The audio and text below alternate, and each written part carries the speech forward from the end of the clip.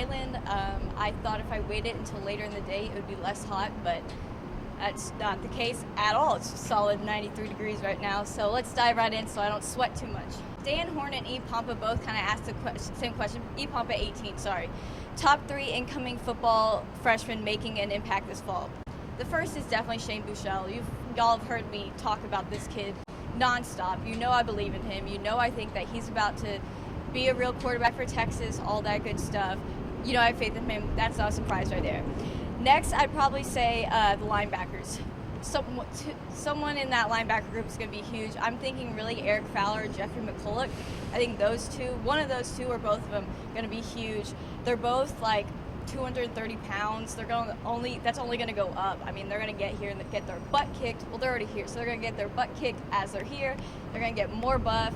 They're both two huge grabs that like people didn't think Texas was going to get. So I think they're going to be huge. I've said it before that Texas really needs to use their tight end, so hopefully now they're going to listen to me, because I think Peyton O'Kin, who's coming in from New Orleans, is just awesome. I mean, this guy is 6'5", 240 pounds. Like, he's a beast. Use him. Even if they don't use him for receiving necessarily, he'll be huge blocking. I mean, picture him on the line protecting your quarterback. Come on, man. TexFan512 asked, what was the process like to get this job? How long did it take? What did you have to do to prove you could do this?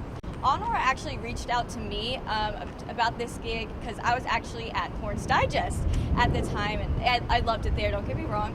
But Anwar reached out to me because he knew I wanted to do stuff on air, and they gave me the opportunity to come and do a show like this, and of course write content as well. But I couldn't turn down that offer. That was so great. And I mean, I've known I wanted to do sports broadcasting really like my whole life, so I was preparing for this my entire life. I spent all my years of college working really hard, internships after internships, working hard in school, in my journalism classes, and in other classes, kind of. But I just was hoping I would be prepared for something like this, and I hope they like me because I've been here for a little bit. LeBeau asks, if we get Patrick Hudson and Devin Duvernay, do you think they start? And do you think we'd get them? I'd be really surprised if Hudson didn't start. I mean, this guy is 6'6", 230, like 325 offensive tackle.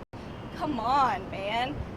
What? Where do they make people who are like that? He's a beast. He would have to start just for physique on his, like, by itself. 6'6", 325 pounds. Woo, boy. Okay, yeah, he's started. He has to. Duvernay is little, but he's fast, man. I mean, he's a 5'11", 193 return man and receiver. He runs a 4.38 according to his huddle page. So he's pretty fast. I think he could definitely start at return man. Wide receiver, there's a lot of wide receiver options right now for Texas, but return man, absolutely. Why not? I mean, we've had a lot of dropped returns last year. Do I think Texas is going to get them? I think Texas stands a very good chance of getting them both. I think Texas will for sure get one of them. Don't know which one, but I think one of the two will for sure come here, maybe even both. Why not? Let's aim big today. Aquila210 asks, let's say for the sake of Jillian's Island, you're in charge of handing out NCAA penalties. Man, I wish. 1, what would you do about Baylor and Briles? 2, Ole Miss in their recruiting violations. 3, Alabama in theirs. Oh boy. Okay, for Baylor, I think Briles has to stay fired, and I think that Baylor should get the death penalty. Absolutely. They should. I mean, they need to destroy that program right now. What they did was awful, and that's inexcusable. I think, Ole Miss and Alabama, they broke these arbitrary set of rules that the NCAA made. Baylor broke the law. Art Briles broke the law. That's wrong. I think Art Briles should be arrested for, impeding on his investigation, taunting suspects, whatever. Find something to arrest him on. It's wrong. What they did was wrong. And if, Baylor needs to get the worst penalty out of all of them. Ole Miss and Alabama, yeah, what they did is wrong, but like I said, arbitrary set of rules doesn't really matter. So if Ole Miss and Alabama get a penalty worse than Baylor, there should be far, far less severe than Baylor's, like not even close to as bad as Baylor's is. Augustus76 asked me, pizza or pasta? Hold your answer to 60 words or less. This is a foolish question. Pasta, all the way. I don't know how to cook. I only know how to cook pasta and scrambled eggs, so I live on pasta and sandwiches. Pasta. Miach asked, if you have to pick the top 4 current or former UT athletes that will appear in the upcoming Summer Olympics, who would you pick? Courtney Okolo on track for sure. She's incredible.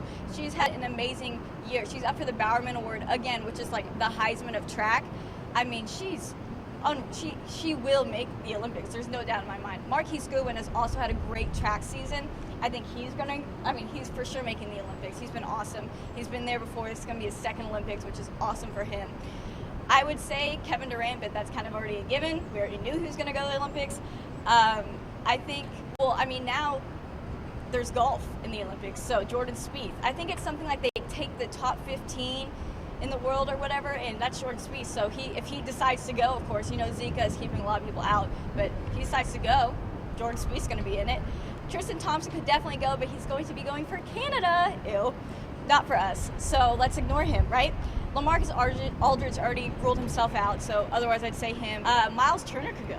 Miles Turner could definitely go. The USA basketball team is looking very thin because nobody wants to go because of Zika or because of some weird ailment they have, and they want to just be safe, and that's great, do you, but it's letting the door open for a lot of these younger guys. Slimmy BKT asked, who is the bigger B, LBJ or Draymond Green? I think I know what you're saying by B, but 100,000 billion% LeBron James. I do not like LeBron James. I respect him. I think he's a talented athlete. I think he's a crybaby. Woo! I love Draymond Green. I think Draymond Green's awesome. I love to support him and the Warriors. I love them. His suspension was BS. I'll say that much. But LeBron, hands down, crybaby. Lance Farmer 90 asked, why is the perception of Charlie Strong better than Mac Brown? He hasn't accomplished near as much as Mac, but gets the benefit of the doubt when Mac didn't. Thank you for asking this question. I want to thank you, Lance Farmer 90. Thank you.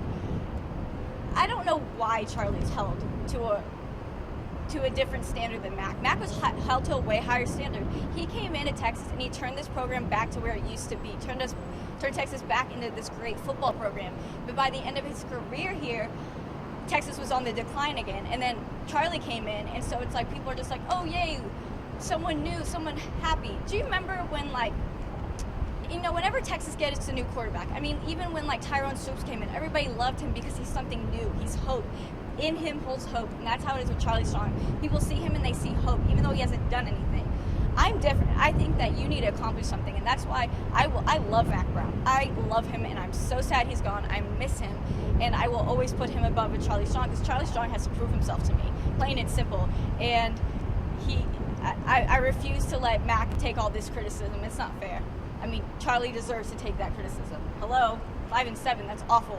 Where's the criticism? I'm giving it to you now, Charlie. TextX75 asks, do you think that Gilbert has total control where the offense is concerned, or just a whole lot? Or does Charlie pull a Mac Brown and rein him in? Charlie is a defensive coach. Everybody knows that. That is really where he focuses his attention, is on that defense. You see it during the games. You see how he is when the defense is on the field. So this offense is 1,000,000,000% Gilbert's. I think he was kind of like, hey man, I don't like offense, so take that bad boy. He has the reins. He's controlling that. So when you watch that offense, that's Gilbert. Sure, Charlie probably gives the thumbs up on some stuff, but no, that's 100% Gilbert. Fred R512 asks, do you read every single post that comes into Orange Blood's message boards? Do you bust out laughing on a daily basis due to said reading? I know lately with all the Baylor news, there's a lot of stuff on the boards that makes me want to cry and get angry. Is it okay to tell someone that they are an a-hole, or can you get banned for that? I don't read every post, but I try to go through it, because you guys are funny. I like to laugh at the things you say. I don't like being upset or angry, though. I will say that. I personally won't ban you, but let's only call someone that if it's deserved. If they say something completely out of line. Because really, at Orange Bloods, we're supposed to be a family, guys. Let's not turn on each other. Don't be yelling and getting at each other. Friendly debate is always good, but come on, we're all one. We're all the Orange Blood community. Why even fight? LeBeau asked, do you think Mike Perrin stays as athletic director? Absolutely. I think he's made a huge impression on Texas, Texas fans, Texas coaches, and Texas athletes. I've had some Texas athletes tell me how impressed they are with him. He's gone out of his way to go and meet them and talk to them and get to know them, which I think is awesome. Texas T asks, what's your experience at Orange Blood's been like? Does it make you want to pursue a career in the industry? What's the hardest part of being an intern? I have loved my experience here. It's been so awesome. Anwar basically told me, you can have a video segment, gave me the camera and said, this is your baby now. And he's let me do whatever I want with it. And it's been awesome because this is exactly what I want to do. I want to be able to be on camera, give my take on things. This is everything. I 1,000% want to be in the sports industry. I know this is what I want to do. There's not even a single doubt in my mind, not even a little bit of a doubt. I love this, and I mean, it's been so great. And as far as hard part of being an intern, probably going to the Texas mini camp on Sunday and having to stand out in the 100-degree weather while all the other bosses are sitting on vacation on WAR. I'm kidding. It's been, I mean, there's really no hard parts to it for me. I enjoy doing this, so it's not hard for me. Yes, it sucks to be outside and sweating, but that's because I live in Texas. I mean, no, that's not part of being an intern. That's just where I chose to live. And lastly, y'all are really into this whole internship thing today. Zed69 asked, when does your internship end? Really, like, y'all are so into this. There's no end date. Anwar said he'll deal with me for a little while longer. He said I can keep making content until I get a real job, real adult job, so y'all might be stuck with me for a little bit longer, maybe like 50 years, because let's be real, might not be getting a job. Guys, thank you so much for your questions. I am sweating. I need to go inside now. I will see you guys next week. Thank you.